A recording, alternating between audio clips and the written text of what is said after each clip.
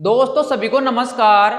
दोस्तों अपने जो मृदा विज्ञान की जो प्रकृतियां थी, भौतिक प्रकृति, रासायनिक प्रकृति एवं जैविक प्रकृतियां, वह पूरी हो चुकी थी। पढ़ लिया था हमने पिछले अध्याय में, पिछले टॉपिक्स में। हमारा नया टॉपिक रहेगा आज टॉपिक नंबर 8 हुआ, जिसमें हम पढ़ेंगे मृदा का क्षरण और मृदा का संरक्षण, यानी कि सोइल इरोजन और सोइल कंजर्वेशन। तो स्टार्ट करते हैं सबसे पहले सोइल इरोजन से, यानी कि मृदा क्षरण से।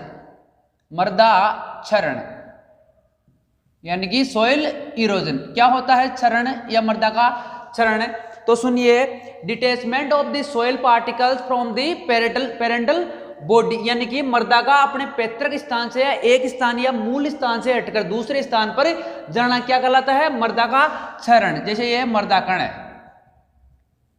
मृदाकण है, अपने मूल स्थान पर ही है, ये अपने मूल स्थान पर है।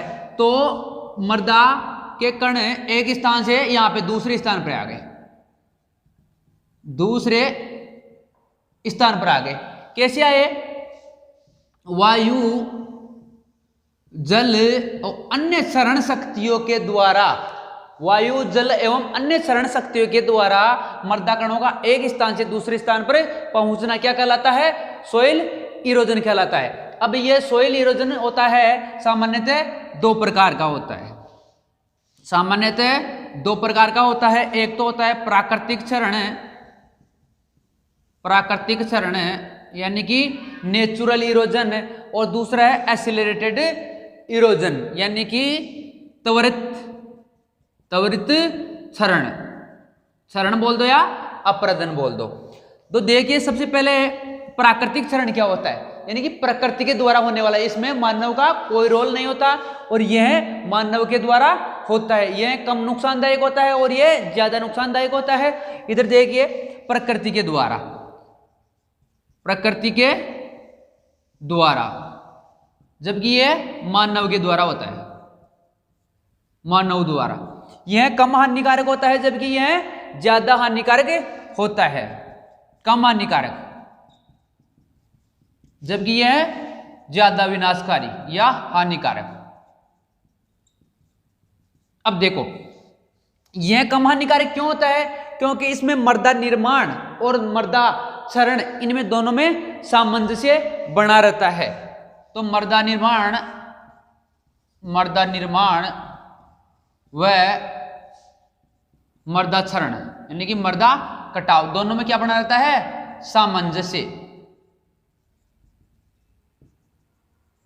सामंजस्य बना रहता है यानी इक्विलिब्रियम रहता है। सामंजस्य कैसे? कि जितनी मृदा का कटाव होगा या क्षरण होगा उतनी ही मृदा वापस बन जाती है। यानी कि जितना कटाव, जैसे 2 किलो मृदा का कटाव हो गया तो 2 किलो वापस बन गई, यानी वापस बन गई, जिसके कारण इनमें सामंजस्य बना रहता है और यह कम हानिकारक होता है। और यह प्राकृतिक क्षरण होता है वनस्पति युक्त मृदा में। वनस्पति युक्त मृदा में इंपॉर्टेंट है, पूछा जा सकता है कि वनस्पति युक्त मृदा में कौन सा क्षरण होता है? तो प्राकृतिक क्षरण। और वनस्पति युक्त मृदा, ये विहीन या हीन मृदा में त्वरित क्षरण। वनस्पति विहीन मृदा में या भूमि में, यह वनस्पति युक्त मृदा में होता है, जबकि यह वनस्पति विहीन, यानी कि इसमें वनस्पति होती है जिसके कारण सामंजस्य मृदा निर्माण और कटाव में बना रहता है, जिसके कारण इसको जियोलॉजिकल इरोजन भी बोलते हैं। जियोलॉजिकल इरोजन भी बोलते हैं। जबकि यह त्वरित क्षरण कहलाता है, क्योंकि इसमें मतलब है वनस्पति विहीन मृदा में क्षरण होता है और यह ज्यादा विनाशकारी होता है और यह मानव के द्वारा होता है। ये ज्यादा का इंपॉर्टेंट नहीं है, याद रख लीजिएगा कि वनस्पति युक्त में प्राकृतिक और वनस्पति विहीन में त्वरित होता है। चलो आगे देखते हैं। ये हो गया। अब देखिए क्षरण शक्तियों के आधार पर, क्षरण या क्षरण जो भी है शक्तियों के, वायु शक्ति और जल दोनों के द्वारा, एक है मृदा वायु क्षरण और एक है जल क्षरण। क्षरण शक्तियों के आधार पर, क्षरण शक्तियों के आधार पर, क्षरण आधार पर मृदा का क्षरण कितने प्रकार का होता है। तो क्षरण शक्तियों के आधार पर होता है सामान्यतः दो प्रकार का, एक तो मृदा वायु क्षरण यानी कि विंड इरोजन, विंड इरोजन यानी कि वायु क्षरण, वायु क्षरण, और दूसरा होता है जल क्षरण, जल क्षरण यानी कि वाटर इरोजन। क्षरण शक्तियों के आधार पर वायु क्षरण और जल क्षरण, यह वायु के द्वारा होता है और यह जल के द्वारा होता है। और जो क्षरण जल और वायु दोनों के द्वारा होता है उसे क्या कहते हैं भाई? वायु के द्वारा जो क्षरण होता है तो उसे तो वायु क्षरण या विंड इरोजन, और जल के द्वारा जो क्षरण होता है वाटर इरोजन या जल क्षरण कहलाता है। लेकिन इन दोनों के कॉम्बिनेशन से जो क्षरण होता है उसे क्या कहते हैं? उसे कहते हैं अपने वेव इरोजन। दोनों के द्वारा जो क्षरण होता है, दोनों का कॉम्बिनेशन से जो क्षरण होता है उसे बोलते हैं वेव इरोजन या वेव क्षरण, वेव क्षरण, वेव इरोजन। इंपॉर्टेंट है भाई, ये तो पता होता है कि वायु के द्वारा वायु क्षरण, जल के द्वारा जल क्षरण, लेकिन दोनों के द्वारा जो क्षरण होता है उसे वेव क्षरण या वेव इरोजन बोलते हैं।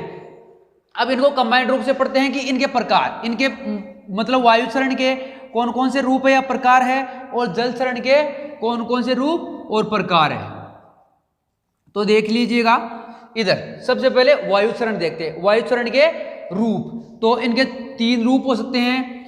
ट्रिक से याद कर लीजिएगा 19, ट्रिक से याद कर लीजिएगा 19 से। उच्छलन, निलंबन और सतह सर्पण। उच्छलन, दूसरा है निलंबन, और तीसरा है सतह सर्पण, ये है वायु क्षरण के 3 रूप हो गए, जिससे हमने ट्रिक से देखा 19 यानी कि उच्छलन, निलंबन और सतह सर्पण। देखिए उच्छलन में जो मृदा के कण होते हैं, क्षरण होने वाले जो मृदा के कण हैं, उनका आकार होता है 0.1 to 0.5 mm, यानी 0.1 से 0.5 mm तक। निलंबन में होता है 0.1 mm से कम, और सतह सर्पण में 0.5 mm से अधिक। इधर देखिए निलंबन 0.1 mm से कम, उच्छलन में 0.1 mm से 0.5 mm, और सतह सर्पण में 0.5 mm से अधिक। एक बार फिर से, निलंबन में 0.1 mm से कम, इसमें 0.1 से 0.5, और सतह सर्पण में 0.5 mm से अधिक मृदा कणों का आकार होता है, जिनका क्षरण होता है। ये हो गया इंपोर्टेंट। अब आगे देखते हैं जल क्षरण। यह मुख्यतः कई प्रकार का होता है, लेकिन मेन रूप से अपने 4 रूप से मृदा का क्षरण मृदा का जल क्षरण 4 रूपों में होता है। पहला है बौछार क्षरण, बौछार क्षरण इसको बोलते हैं रेन ड्रॉप या स्प्लेश इरोजन। इसको दूसरा है शीट इरोजन यानी कि परत क्षरण, शीट इरोजन यानी कि परत क्षरण है। और तीसरा है रिल इरोजन यानी कि रिल क्षरण, रिल क्षरण। और चौथा है अपने गली इरोजन यानी कि अवनालिका क्षरण। ये अपने जल क्षरण के मुख्यतः 4 रूप हो गए और वायु क्षरण के 3 रूप हो गए। अब देखिए बौछार क्षरण क्या होता है। यह जल क्षरण की प्रारंभिक अवस्था है, प्रारंभिक अवस्था इंपॉर्टेंट है। पूछा जा सकता है कि जल क्षरण की प्रारंभिक अवस्था कौन सी है, चारों ऑप्शन में दे दे तो बौछार क्षरण है जल क्षरण की प्रारंभिक अवस्था है। अब देखिए बौछार क्षरण होता क्या है। देखो वर्षा होती है तो ये भूमि है, तो मतलब बूंदे गिरती है, तो ये मतलब कण है ना मृदा के, चिटक दूर दूर जाके गिर जाते हैं, इन्हें ही बौछार क्षरण कहते हैं। यानी भाई वर्षा हुई और यानी भूमि की सतह पर तो मृदा के कण है ना दूर दूर छितर के दूर गिर जाते हैं, उसे स्प्लेश इरोजन या बौछार क्षरण कहते हैं। और ये मृदा जल क्षरण की क्या है, प्रारंभिक अवस्था। ठीक है, अब आगे देखते हैं परत क्षरण। परत क्षरण है, यह बौछार क्षरण का बढ़ता हुआ रूप है, और ये रील क्षरण है परत क्षरण का बढ़ता हुआ रूप है, और अवनालिका क्षरण रील क्षरण का बढ़ता हुआ रूप है। इंपॉर्टेंट है, ये भी मैं बताया, जो पिछली बार कृषि पर्यवेक्षक भर्ती 2018 में पूछा हुआ था, यहाँ से 2018 कृषि पर्यवेक्षक भर्ती 2018 में पूछा हुआ था कि परत सरण का बढ़ता हुआ रूप कौन सा है, तो रील सरण। कहीं से भी पूछ ले, आपको तो याद रखना है, बोछार सरण का बढ़ता हुआ रूप परत, और परत का बढ़ता हुआ रील, और रील का बढ़ता हुआ अवनालिका सरण। ये प्रारंभिक अवस्था है, पहला बता दिया मैंने बोछार सरण। अब बात करते हैं परत सरण। तो परत सरण में ये मतलब भूमि की ऊपरी परत ना, ये जल के द्वारा क्षरण होकर एक स्थान से दूसरे स्थान पर चली जाती है, जिसके कारण इसको शीट इरोजन या परत सरण कहते हैं। और ये मृदा उर्वरता की दृष्टि से सर्वाधिक क्या है, हानिकारक है, क्योंकि मृदा की ऊपरी उपजाऊ परत है वह एक स्थान से दूसरे स्थान पर क्षरित होकर चली जाती है। तो मृदा उर्वरता की दृष्टि से, उर्वरता की दृष्टि से हानिकारक, मृदा उर्वरता की दृष्टि से क्या है, सर्वाधिक हानिकारक है। कौन सा चरण है, परत सरण। परत सरण मृदा उर्वरता की दृष्टि से सर्वाधिक हानिकारक है, क्योंकि मृदा की ऊपरी उपजाऊ परत वह क्षरित होकर एक स्थान से दूसरे स्थान पर चली जाती है, जिसके कारण इसको मिट्टी की रेंगती हुई सरण बोलते हैं। मिट्टी की रेंगती हुई सरण भी बोलते हैं। ये हो गए दो पॉइंट। और ये बोछार सरण का क्या है, बढ़ता हुआ रूप है। ये हो गया परत सरण। अब बात करते हैं तीसरे की। तीसरा था अपने reel Saran. Reel Saran, reel Saran. अब देखिए रील सरण क्या होता है, जहां पे ढलान हो ना, हल्की बहुत थोड़ी बहुत ढलान हो, तो वहां पे जल के द्वारा नालियां पड़ जाती है। क्या पड़ जाती है, नालियां। उन्हें क्या बोलते हैं, रील सरण। और उन नालियों को जुताई करके, मतलब जुताई करके वापस खेती कर सकते हैं। और यह है परत सरण का बढ़ता हुआ रूप है। अब चौथा है अपने अवनालिका सरण। अवनालिका सरण। अब देखो रील सरण का ये क्या है, बढ़ता हुआ रूप है। जहां पे अधिक ढलान हो तो वहां पे बड़ी बड़ी गहरी गहरी खाइयां बन जाती है। जहां जो खाइयां हैं, जो खाइयां बड़ी है, उन खाइयों को सामान्य कृषि क्रियाओं के द्वारा सही या जुताई करके सही नहीं किया जा सकता, जिसके कारण ये जो जल सरण है उसका बहुत बढ़ता हुआ रूप है, या भयंकर या हानिकारक रूप है। भाई रील सरण में तो थोड़ा बहुत कम ढलान था, तो छोटी छोटी नालियां पड़ी जिनको जुताई करके सही कर लिया। लेकिन इनमें क्या होता है कि बड़ी बड़ी खाइयां, मतलब ढलान ज्यादा होने के कारण बड़ी बड़ी खाइयां हो गई, तो उनको जुताई के द्वारा सही नहीं कर सकते, जिसके कारण ये जल सरण का सबसे हानिकारक, जल सरण का सबसे हानिकारक या भयंकर रूप है। हानिकारक या भयंकर रूप है। जल सरण का सबसे बढ़ता हुआ रूप बोल दो, हानिकारक बोल दो, विनाशकारी बोल दो, या भयंकर रूप बोल दो। कौन सा है, अवनालिका या गली सरण। तो ये हो गया दोस्तों अपने सोइल इरोजन यानी कि मृदा का क्षरण। अब देखते हैं सोइल कंजर्वेशन। सोइल कंजर्वेशन यानी कि मृदा का संरक्षण। अपने इरोजन कर लिया यानी कि क्षरण कर लिया, अब उनको रोकना है, और उस रोकने को क्या बोलते हैं, मृदा का संरक्षण यानी कि कंजर्वेशन ऑफ द सोइल। आ जाओ देखो आगे।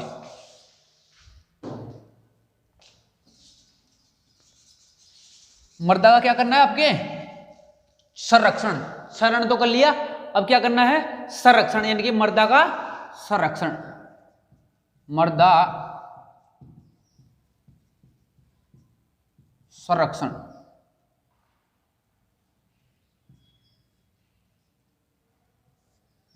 देखो आगे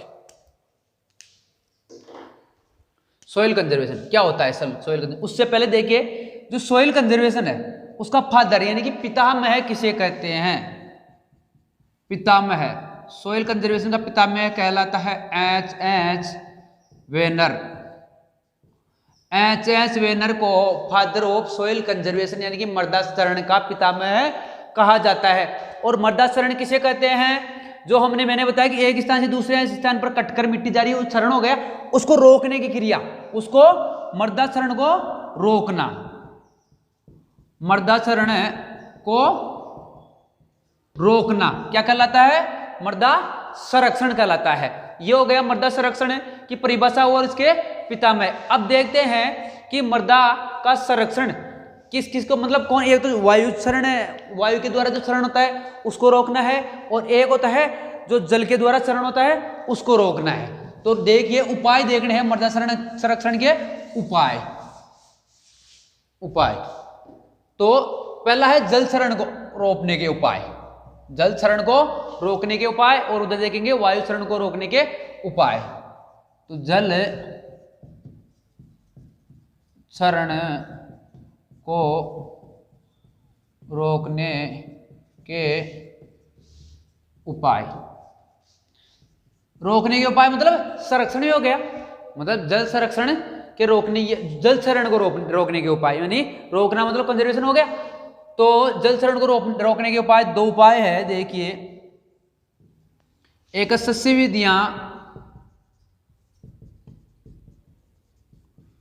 विधियां और एक है यांत्रिक विधियां। यांत्रिक विधियां, ये हो गया आपके जल क्षरण को रोकने की विधियां। अब देखो सस्य विधियां कहां अपनाते हैं और यांत्रिक विधियां कहां अपनाते हैं, तो वेरी इंपॉर्टेंट है। जहां पर भूमि का ढलान, जहां पर भूमि का ढलान 2% से कम हो वहां पे सस्य विधियां अपनाते हैं, जबकि यांत्रिक विधियां जहां भूमि का ढलान कितना हो, 2% से अधिक हो। जहां पर 2% से कम ढलान हो भूमि का वहां पे ये विधियां अपनानी है, और जहां पे 2% से अधिक हो तो ये यांत्रिक विधियां अपनानी है।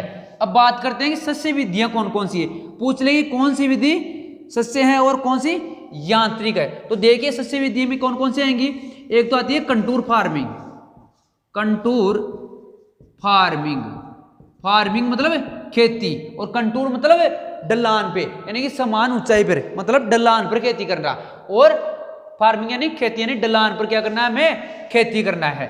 दूसरी है भूपरिष्करण यानी कि टिलेज, भूपरिष्करण करना है। तीसरी है मल्चिंग या पलवार जिसे बोलते हैं, और चौथी है पट्टीदार खेती, पट्टीदार खेती करना यानी कि स्ट्रिप क्रॉपिंग। अब देखो कंटूर फार्मिंग करने से क्या होगा, मतलब ढलान पे खेती करेंगे तो वहां पे खेती मतलब इरोजन कम होगा जल के द्वारा, यानी रुक जाएगा फसल से। भूपरिष्करण, भूपरिष्करण से कैसे भूपरिष्करण करेंगे तो जो जल आएगा वह मिट्टी के अंदर प्रवेश कर जाएगा और मृदा का क्षरण नहीं होगा। और मल्चिंग में कैसे, मल्चिंग का मतलब होता है भूमि के ऊपर कृत्रिम आवरण बनाना, किसका भी, घास फूस पॉलीथीन किसका भी, तो मतलब कृत्रिम आवरण या मल्चिंग से मृदा का कटाव नहीं होगा जल से। और पट्टीदार खेती से कैसे, पट्टीदार खेती होती है मतलब पट्टियों में खेती करना, पट्टियों में खेती करना, पट्टियों में खेती करने से क्या होगा, मतलब जैसे ये पट्टी है, जैसे मान लो ये पट्टी होगा जी, ये पट्टियां, ये पट्टियां, और यहाँ पे और फसल बो दी, तो पट्टियों में खेती करने से यहाँ पे फसल होने से, यहाँ पे फसल होने से क्या होगा, मृदा का क्षरण नहीं होगा। ये हो गया। अब है यांत्रिक विधियां, यांत्रिक विधियां में आती है अपने, एक है कंटूर टेरेस या कंटूर टेरेसिंग है, दूसरी है जिंक टेरेसिंग या जिंक टेरेस, और तीसरा है बेंच टेरेसिंग यानी कि बेंच टेरेस बोल दो, ठीक है। अब बात करते हैं कि इसमें क्या बताया था मैंने कि 2% से अधिक ढलान हो वहां पे यांत्रिक विधियां अपनाते हैं। तो कंटूर वहां पे बनाते हैं जहां 3% से कम ढलान हो या 3% ढलान हो, और जिंक टेरेस कहां बनाते हैं, जहां पे 3 से 10%, 3% से 10% तक ढलान हो वहां पे जिंक टेरेस अपनाएंगे। और बेंच टेरेस कहां अपनाएंगे, जहां पे 16 से 33% ढलान हो, 16 से 33% ढलान हो उस भूमि में बेंच टेरेस अपनाएंगे। ये हो गए अपने दोस्तों यांत्रिक विधियां मृदा क्षरण, जल क्षरण यानी कि जल क्षरण को रोकने की यांत्रिक विधियां। अब देखेंगे अपन है मृदा वायु क्षरण को रोकने के उपाय, वायु क्षरण के रोकने के उपाय भाई, कंजर्वेशन ऑफ दी सोइल तो पढ़ रहे हैं, यानी कि मृदा संरक्षण के उपाय तो पढ़ रहे हैं हम। तो जल के द्वारा जो क्षरण हुआ उसके उपाय पढ़ लिए हमने, जिसमें हमने सस्य विधियां पढ़ी और यांत्रिक विधियां जल क्षरण के द्वारा होने वाली सस्य और यांत्रिक विधियां पढ़ ली, ठीक है। अब देखते हैं वायु क्षरण को रोकने के उपाय। वायु क्षरण को रोकने के उपाय। मेजरमेंट ऑफ द सोइल और wind erosion, measurement of the wind erosion, ठीक है, उसको रोकने के उपाय करने हैं हमें।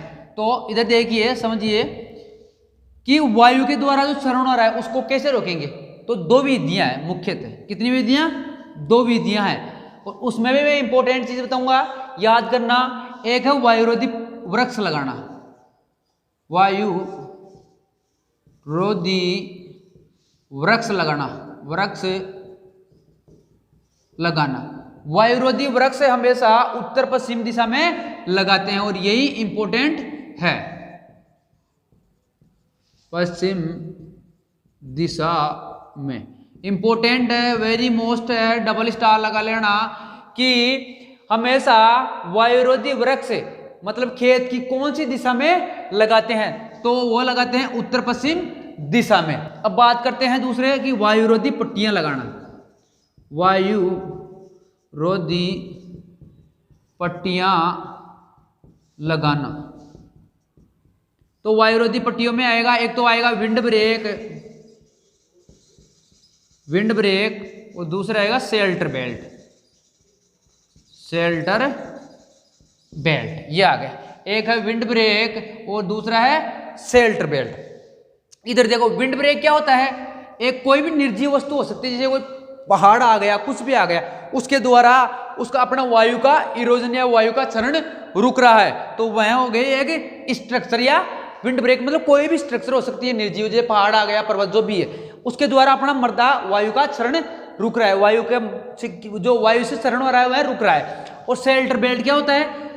कोई भी सजीव वस्तु, प्लांट यानी कि पौधे, उनके द्वारा हमारा वायु क्षरण रुक रहा है। कैसे? जैसे विंड ब्रेक समझिए, कोई पहाड़ आ गया, पर्वत आ गया यहाँ पे, उसके द्वारा यहाँ पे वायु आ रही है, मतलब वायु से यहाँ टकरा रही है और मर्दा का क्षरण नहीं, मतलब पर्वत से टकरा गई, कोई भी निर्जीव वस्तु से टकरा गई, तो अपने वायु का क्षरण रुक रहा है विंड ब्रेक से। और शेल्टर बेल्ट से कैसे?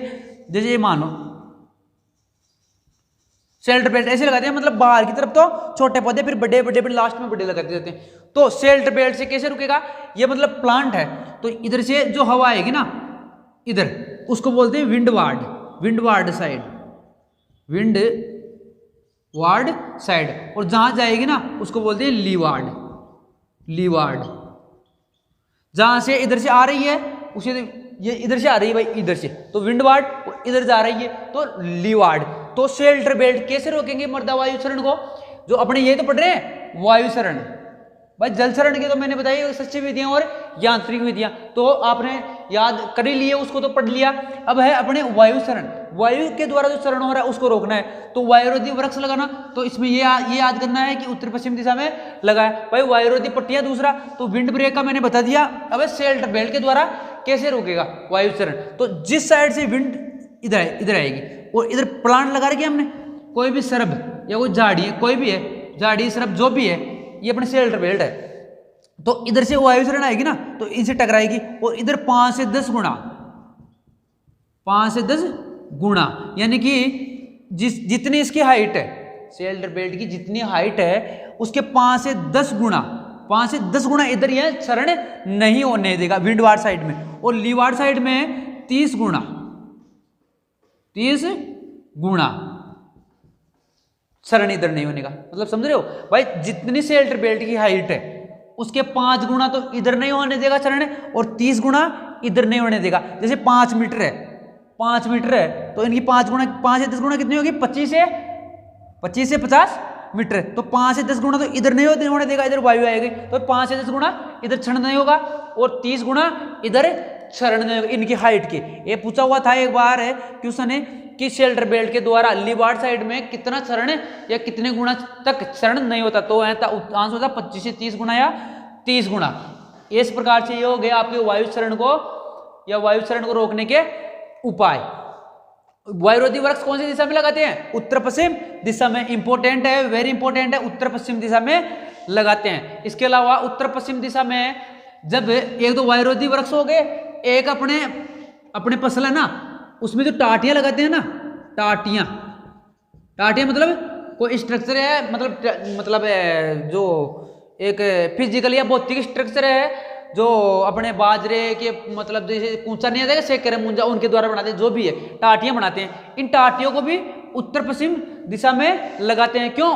क्योंकि खेत में जो फसल है उसको पाले से बचाने के लिए। इसके अलावा खेत में पाले से मतलब वृक्षों या फसलों को बचाने के लिए धुआं करते हैं, वह भी उत्तर पश्चिम दिशा में करते हैं। इसके अलावा जो वृक्ष लगाते हैं वह भी उत्तर पश्चिम दिशा में लगाते हैं। तो कितने क्वेश्चन, वायुरोधी वृक्ष उत्तर पश्चिम दिशा में, टाटियां उत्तर पश्चिम दिशा में और धुआं भी उत्तर पश्चिम दिशा में। ये हो गए दोस्तों अपने वायु क्षरण को रोकने के उपाय, जिसमें हमने पढ़ लिया टोटल टॉपिक में है मृदा का क्षरण और मृदा का संरक्षण। धन्यवाद दोस्तों, मिलते हैं अगले वीडियो के साथ नए जोश, नए उत्साह और नए उमंग के साथ। दोस्तों अपने आप अगर चैनल पर नए हैं तो चैनल को लाइक शेयर और सब्सक्राइब कर dीजिएगा और बेल आइकन को प्रेस कर दीजिएगा ताकि आने वाला नोटिफिकेशन आपको प्राप्त हो सके। और अपने स्वामीनाथन एग्री क्लासेज के नाम से चैनल है SAC स्वामीनाथन एग्री क्लासेज के नाम से अपना चैनल है, तो उसको सब्सक्राइब कर दीजिएगा।